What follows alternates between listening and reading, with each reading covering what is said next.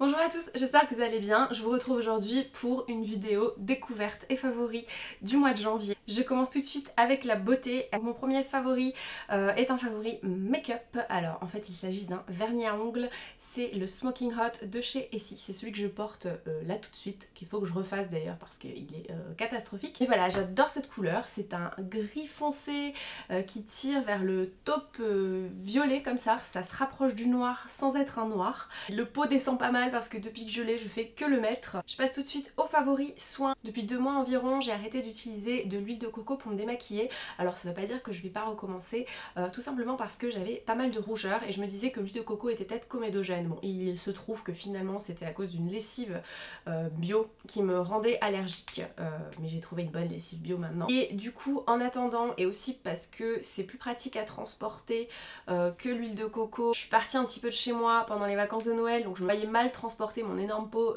d'huile de coco. Donc pour avoir quelque chose de plus pratique et puis pour changer un petit peu, j'ai découvert l'huile démaquillante de chez Cattier et elle est vraiment top. J'aime beaucoup l'odeur, donc c'est au noyau d'abricot. Je trouve qu'il y a aussi une petite odeur de cerise, je sais pas. Voilà, c'est une odeur que j'aime beaucoup, qui me rappelle l'enfance pour je ne sais quelle raison. Et ça me fait vraiment plaisir de retrouver cette odeur. On l'étale tout simplement et ensuite il faut rincer. C'est censé s'émulsionner un petit peu, alors ça mousse pas, faut pas s'attendre à ce que ça mousse énormément, mais du coup c'est ça qui fait que c'est quand même super délicat. De toute façon Cattier ils font des super produits je trouve, moi je m'y retrouve vraiment avec les soins Cattier là en ce moment, et ça change un petit peu de l'huile de coco, voilà. Un autre favori, donc là je passe au cadeau de ma cousine, on s'est vu un petit peu après les vacances de Noël, donc c'est pour ça que j'en ai pas parlé avant. Donc elle m'a offert plusieurs petites choses. En fait elle était du côté de Clermont à ce moment là et elle a trouvé des magasins bio et qui vendent aussi des produits locaux. Donc c'est le cas de cette crème pour les mains, donc c'est la crème Born to Bio qui est au karité et à la mangue sauvage et ça sent super bon. Je cherchais une crème pour les mains bio, plutôt pas mal avec une bonne odeur, et donc là je suis très contente de celle-ci.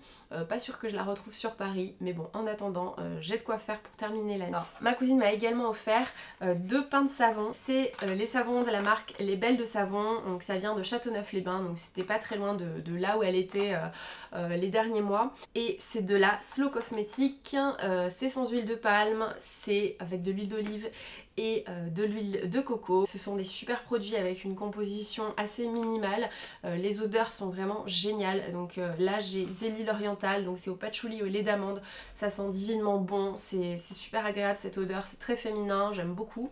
Moi j'adore le patchouli, hein. J'ai une hippie qui règne au fond de moi. Et le deuxième savon c'est Blanche la guérisseuse, donc c'est à la sauge poudrée et à l'ortie verte. Alors là c'est beaucoup plus végétal, c'est un petit peu moins on va dire féminin, épicé, c'est plus, oui c'est plus herbeux en fait, c'est plus vert comme odeur et j'aime beaucoup celle-ci. Alors celle-ci je crois qu'il y a du lait, genre du lait, je sais pas si c'est du lait d'amande ou du lait de vache, enfin je pense pas que ce soit vegan en tout cas. Je pense que celle-ci est vegan mais pas celle-là. Voilà, mais en tout cas peu importe, j'ai trouvé que c'était des super savons, super agréables à utiliser. Et juste pour vous montrer un petit peu la tête du savon, vous savez c'est les savons avec des graines comme ça à l'intérieur, des petites graines marron. Donc moi ça me rappelle vraiment mon enfance aussi. Ce sont des super produits, ce cosmétique bio, voilà, locaux, enfin c'est vraiment génial. Et en plus les packaging sont à tomber par terre. Donc voilà, je vous ai fait une photo sur Instagram d'ailleurs. Et ma cousine m'a offert aussi un livre. Alors c'est un livre de Pierre Rabhi, donc La puissance de la modération. Et j'adore ce bouquin. C'est un recueil de citations de Pierre Rabhi. Donc Pierre Rabhi c'est un spécialiste de l'agroécologie. Il a ouvert une ferme. Il est vraiment dans le trip à faire les trucs tout seul lui-même. Qu'est-ce que la modération? En fait c'est clairement la valeur que n'a pas l'être humain en ce moment, voilà. Donc là c'est un recueil de citations de Pierre Rabhi qui montre un petit peu tous les aspects qu'il aborde dans ses écrits, donc la nature, le divin, enfin c'est un côté un petit peu spirituel sans forcément être attaché à une religion ou quoi que ce soit. C'est plus une philosophie qui se dégage de ses bouquins et c'est super intéressant. Enfin il a une vision de la nature, une vision de l'être humain, ça me redonne foi en l'être humain en fait. Ce genre de personne, je pense que l'être humain en ce moment il manque beaucoup de modération en effet, que ce soit au niveau de l'agriculture, le côté intensif de l'agriculture, que ce soit au niveau de toute l'énergie qu'on dépense, de toute la consommation qu'on fait. Enfin je pense qu'il faut apprendre un petit peu à se modérer et surtout reprendre un contact un petit peu plus proche de la nature. Je pense que c'est très important. Typiquement, je vais vous donner une citation par rapport à la nature qui m'a beaucoup plu. Bon, toutes les citations sont génialissimes, très intelligentes. En plus, il est écrit très bien parce qu'il est aussi un petit peu poète. Et il y a une citation qui me parle énormément. Nous n'admettons pas que l'avènement très récent de notre espèce dans un ordre qui a nécessité des milliards d'années pour permettre à la vie d'advenir soit anéanti par l'inintelligence humaine. Voilà, prends-toi ça dans la gueule, mais ça fait du bien. La planète est comme malade du genre humain. Pourquoi avons-nous déclaré la guerre à la vie à laquelle nous devons la vie? La prédation humaine a atteint aujourd'hui une amplitude dont la gravité menace de plus en plus terriblement le prédateur. La dualité majeure de notre époque est celle qui oppose l'humain à la nature. Aucun avenir ne pourra se construire sans retrouver une coopération avec la vie. Donc voilà, je suis entièrement d'accord avec tout ce qu'il dit. Voilà, c'est comme ça, je fais pas exprès. Que ça ouvre un petit peu les yeux, ça ouvre un petit peu l'esprit. Ma cousine qui m'a offert le bouquin fait une école d'agro en ce moment, j'ai fait une école d'agro, donc je suis très sensible à ces sujets. Ensuite, autre chose dont je voulais vous parler, donc là je vais vous parler de trucs un petit peu plus fun, je vais vous parler de bouffe. Je vais vous présenter maintenant des favoris nourriture bio, voilà, des goûters. Alors il y a un goûter en ce moment que j'adore me faire, c'est un chocolat chaud au cacao cru, comme ça. Je mets du lait végétal et du sucre de coco avec et c'est délicieux. C'est trop bon. C'est du cacao pur et cru. Donc c'est vraiment un goût de chocolat mais très intense. Moi j'adore ça. Et je mange avec ça des cookies fourrés au chocolat. Donc ceux-ci sont véganes, ils viennent de chez Moulin du Pivert. Je pense que je vous en ai déjà parlé dans ma vidéo What I Eat in a Day. Ils sont vraiment délicieux. La marque Moulin du Pivert est géniale. Alors ils font des produits véganes mais pas que. Ils font aussi d'autres biscuits qui sont excellents. Leurs cookies sont juste délicieux. Je crois qu'ils n'utilisent pas d'œufs par contre. Parfois ils utilisent du beurre. La farine est issue de filières régionales, c'est fabriqué en France, c'est commerce équitable pour la plupart des ingrédients.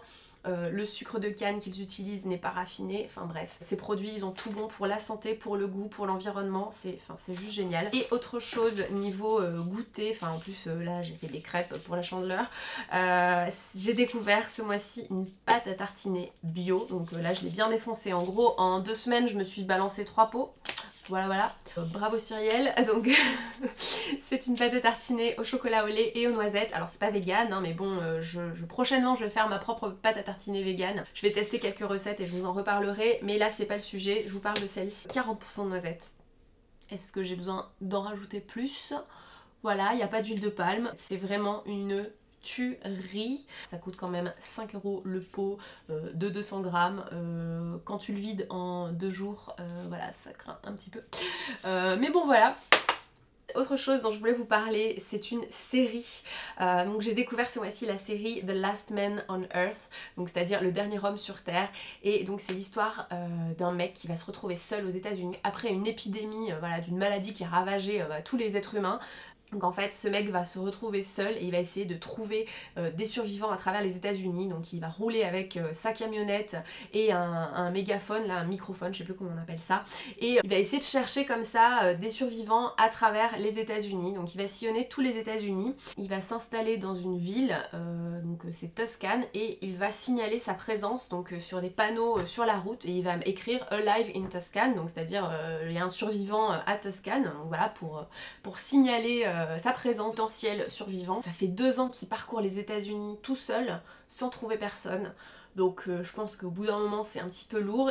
Il va avoir envie de mettre fin à ses jours parce qu'il a vraiment plus espoir de retrouver personne. Le jour où il prépare son suicide, en fait, il va essayer de se planter en bagnole contre un énorme rocher. Et au moment où il se prépare pour accélérer, il voit quelque chose. Et donc en fait vous vous en doutez, bien sûr il y a un autre survivant sur cette planète, en tout cas dans les États-Unis, et donc c'est une femme. Et ensuite je vous laisse découvrir la série si ça vous intéresse. Et bien sûr il va y avoir plein de retournements, donc évidemment la femme a totalement pas le même caractère que lui, mais ils vont essayer de s'entendre, enfin voilà, c'est assez surprenant. Ça fait quand même vachement réfléchir, ça fait énormément rire, ça permet un petit peu de se poser des questions sur un petit peu les constructions sociales et pourquoi on fait les choses comme ça, et finalement si on se retrouve seul, est-ce qu'on garde cette morale, est-ce qu'on garde des réflexes de civilisation en fait. C'est hilarant, enfin bref, j'ai adoré cette série et je vous laisse la découvrir, je vais pas trop vous spoiler. Il y a aussi une vidéo dont je voulais vous parler, alors j'ai cherché Anastasia Shevtsova sur YouTube et je suis tombée sur sa propre chaîne YouTube en fait. Donc Anastasia Shevtsova, c'est celle qui a joué le rôle de Paulina dans le film Paulina danser sa vie.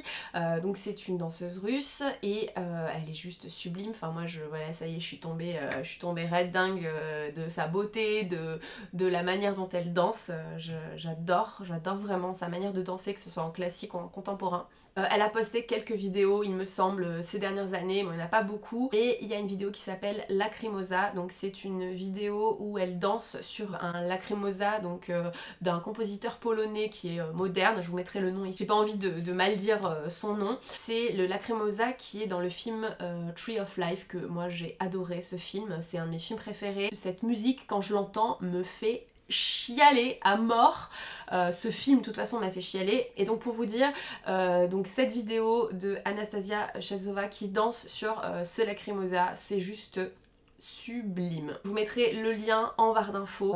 Autre chose sur la danse, une découverte que j'ai faite ce matin même, donc il y a moins de 4 heures. Je suis tombée sur YouTube, donc merci YouTube parce qu'il y a vraiment des pépites sur la danse sur YouTube. Je suis tombée sur une série de 1966 qui se passe à l'Opéra de Paris. Donc on suit les petits rats de l'opéra, donc des petites danseuses au sein de l'Opéra de Paris. Il me semble que ça s'appelle L'Âge heureux. Et donc au total il y a 8 épisodes de 26 minutes à peu près. Donc en gros c'est concentré dans 2 vidéos de 1h45 sur YouTube. Je vous mettrai les 2 vidéos en barre d'infos également. Voilà, écoutez, ça a l'air super chouette. Pour l'instant j'ai vu que le premier épisode, mais j'ai hâte de regarder la suite. C'est en noir et blanc, c'est très vintage, mais je vous dirai un petit peu ce que j'en pense. Je voulais partager ça avec vous parce que je l'ai découvert il n'y a même pas 4 heures, donc voilà. C'est tout pour les favoris du mois de janvier. J'espère que cette vidéo vous a plu. Si c'est le cas, mettez un petit pouce vers le haut pour me soutenir et n'hésitez pas à vous abonner à la chaîne si c'est toujours pas fait. On est plus de 1300 sur la chaîne. Merci, c'est trop cool. Je vous remercie pour votre soutien, pour tous vos messages. Je vous laisse également me suivre sur Instagram et sur Snapchat. Je reviens très vite avec des nouvelles vidéos concernant la danse. Je vous souhaite un très bon week-end et je vous dis à très bientôt.